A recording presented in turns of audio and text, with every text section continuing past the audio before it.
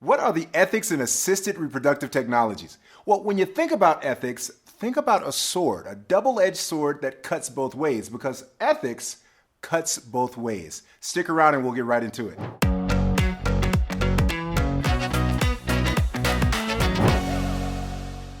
Hello, I'm Corlandos Scott, and I'm an assisted reproductive technologies attorney in Los Angeles, and I've dedicated my practice to helping people grow their family through ART, Assisted Reproductive Technologies. In today's episode, we're going to talk about the ethics in assisted reproduction. Everybody has an opinion. What's yours? Let's get into it. So what are we talking about when we say ethics? Let's define that term. Ethics are a set of guidelines or rules that define a person's behavior in a culture. Essentially, it's what we think is right or wrong to do. The tricky part when we're talking about ethics is the question of, are ethics absolute or relative? Like, is there an absolute universal rule that governs certain things? Or is it relative to where you are, who you are, what you do, or who's around you? When we're talking about assisted reproductive technologies, really we have big ethical issues around two major points. That's genetic material and money. So let's jump into those two things and break it down and see what we can find regarding the ethics of assisted reproductive technologies. When we're talking about the genetic material, let's just look at the embryos. We're talking about the creation of embryos, the storage of embryos, and the disposition of embryos, where they go when we're finished. And here are the varieties of how to make embryos in assisted reproduction. Either you're going to have the egg and sperm of the parents, you're going to have the egg of one of the parents and a sperm donor, or the sperm of one of the parents and an egg donor, or donors for both the egg and the sperm. Pretty much the only ways you can do it. So this brings into question one of the things that a lot of potential parents ask me when they first call my office. Who's going to be the real parent? And that is a valid question, because you may say, well, genetically, wouldn't the real parent be the donor? Wouldn't the real parent be the person who, donated their genetic material to create the embryos that resulted in the child? And understandably, the answer is yes. That's the maternal or paternal genetic connection to the resulting child. But legally, in assisted reproduction, the parent is the person who is intended, or who the intent is to become the parent. And that's why in assisted reproduction, we often refer to the recipients of gametes, the recipients of donated eggs or sperm, and the parents who are going to be parents from a resulting surrogacy as intended parents. We call them intended parents because that's the intent of the process. That even though they didn't carry the child, or even though they didn't donate the sperm or egg that resulted in the child, they are intended to be the parent of the child that's born. So how does this play out ethically? Well, really, I believe that this is one of those things that's more subjective than objective. For instance, there's a doctrinal statement that was issued by the Roman Catholic Church that said IVF using a donor other than the husband of the woman carrying the child removed reproduction outside of the context of marriage. So it removed the conjugal and the procreation, and it thus severed really the paternal connection between the husband and that child, some believe. So for instance, if that is something that you subscribe to, then for you, you may look at assisted reproductive technologies as unethical. Whereas if that's not the type of statement or belief system that you have, then you may not be bothered by that at all. Again, this is where I believe some of the ethics of assisted reproductive technologies becomes subjective. We also have some ethical issues or concerns or question marks around the embryos and genetic material when we talk about selection.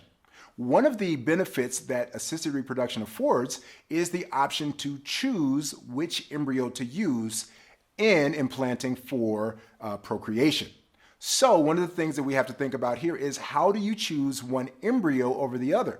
For places or individuals or cultures who look at embryos as living children, it may seem like you're choosing one child over the other. So that's another thing that's called into question when people think about the ethics of assisted reproduction. Now, the option of selecting the embryos, it also brings into question a lot of medical issues that are outside the scope of this talk, but we'll talk about it in another video. And that's the risks, the medical risks of choosing one embryo over the other.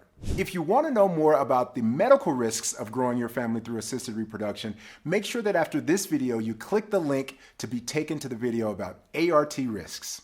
Another ethical issue around the genetic material is, of course, disposal or disposition of the genetic material. Disposition simply means how you want to use it. So when we're talking about disposition, a lot of times it results in the use of the embryo in IVF to transfer to the uterus of the mother or to a surrogate to carry to full term.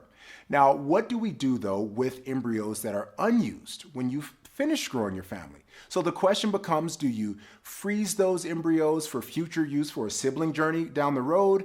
Do you simply dispose of them? You thaw them and let them demise? Do you donate them to medical science? Do you donate them to another person or couple to help them grow their family? This is one of the most talked about ethical issues in assisted reproduction. And a lot of people point to a number of things. They point to the interests of the unborn embryo or resulting fetus that could be possible. And people point to a number of different issues on this topic. Some people look at the rights of the unborn embryo. Some people talk about the rights of the intended parents. And some people talk even about the rights of the donor. For instance, many of the donors that I represent say, I would like to donate my eggs or my sperm to this couple, but I do not want them to have the right to donate the resulting embryos to someone else. I don't want my genetic material just out there in the world with people who I have no clue got my genetic material. I matched with this one particular couple or this one particular individual. I want to help them and them alone grow their family. And so if we're going to enter into this arrangement together, one of the guarantees they have to give me is that they will not donate my eggs or the embryos created with my eggs to anybody else. Another issue that really results from this is the legal implication around unused embryos. There's simply the fact that sometimes marriages or relationships don't work out. And what happens when a couple that once was together and created embryos together splits up? What do you do with those embryos? Could one of the individuals in the couple use those embryos to get pregnant and have a baby without the authority or the authorization of the other person in the relationship? That's a good question. And if you want to know more about that, I did a video on Sofia Vergara and her ex-fiance Nick Loeb, where that issue came into the limelight and a court ruled on what he could do with those embryos. If you want to see that video, make sure you click the link in the description box. Now let's talk about the cost of assisted reproduction, because that's another thing that often brings ethics into play. Before we do though, do me a quick favor. If you get anything out of this, go ahead and hit the like button so YouTube knows to show this to more people. While you're at it, go ahead and subscribe, and come on, your mouse is already there, so just hit that little bell next to the subscribe button so that you get alerts whenever I publish new videos. So let's talk about the costs. Assisted reproduction is not inexpensive. I completely understand. From IVF to egg donation to surrogacy to all the assisted reproductive technologies, it costs. But are the costs justified? What is the price that you can put on when your body may say you can't have a child, but science says, no, that's not right, we can help you? You know, what is it to you? And I really believe that that comes down to a personal evaluation of an individual's resources and their desire to grow their family. Well, one of the issues around ethics with regards to cost is the compensation that's received by donors and surrogates. The compensation for donor arrangements ranges across the spectrum. I've seen egg donors be paid what a lot of would consider not substantial enough to put yourself through that kind of medical procedure, all the way through an amount that some would say that's exorbitant and there's no way that I would pay that for egg donation. I could buy a house for that much.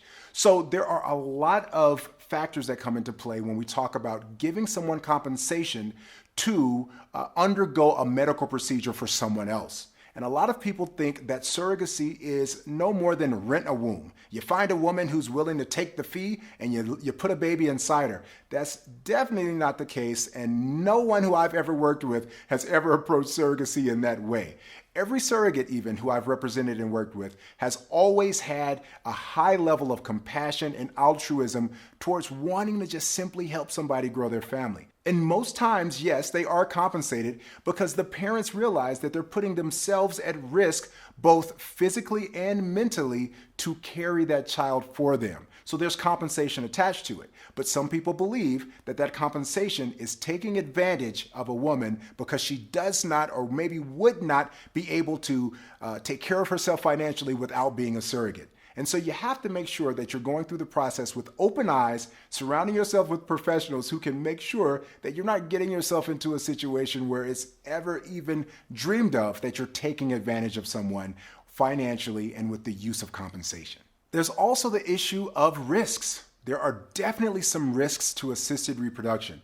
Now, whether you're caring for yourself and only using IVF to help yourself get pregnant, or you're working with a surrogate, there's definitely some risks involved in that. There's risk dealing with everything involving medicine.